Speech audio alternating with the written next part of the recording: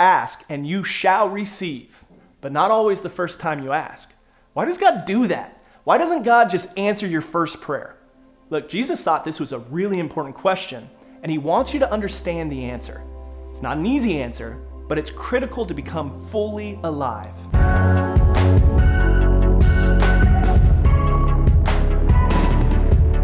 Jesus wants us to understand why God doesn't always answer your first prayer. He wants us to understand why we need to keep praying and not give up. So he told a story. There was this young widow, and after she lost her husband, somehow she became vulnerable and someone started taking advantage of her.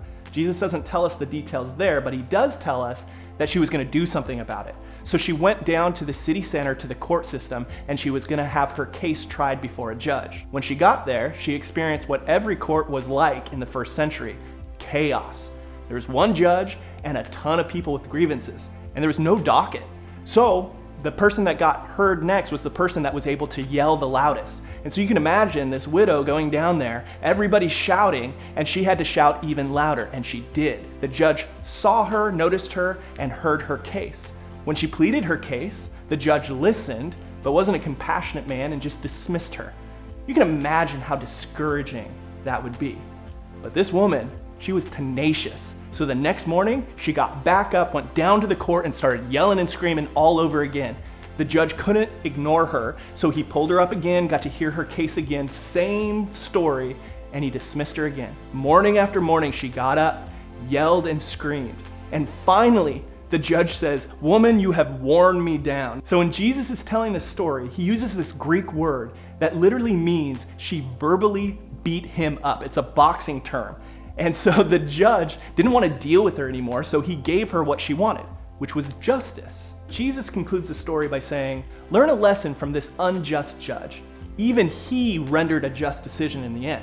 So don't you think God will surely give justice to his chosen people who cry out to him day and night? Will he keep putting them off? You know, Jesus was an interesting guy.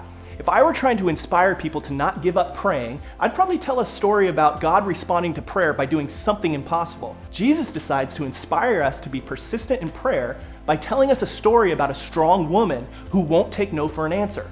Why? Jesus concludes the entire story by asking a telling question. When the Son of Man returns, he asks, how many will he find on earth who have faith? There's a correlation between persevering in our prayers and persevering in our faith. If you want to be able to complete a marathon, you need to run every day. If you want to complete the marathon of faith, you must pray daily. When you're resilient in prayer, your faith is built up, and you become resilient against all the things that are trying to tear you away from your faith. Your Heavenly Father may not always grant your first request, not because he's stingy, but because he wants to make you strong. So don't give up. Keep praying. If you've walked away from your faith for a while and you're ready to get back into it, let prayer be your first step back in. Let's go. If you like this video, please help me out by liking, subscribing, commenting, and sharing with friends. I'm committed to creating weekly inspiration to become fully alive. Stay in touch with me and follow me on Facebook and Instagram, or come visit me in person at my church, Friends Orange. If you want to contact me, you can find that information at jhewitt.org.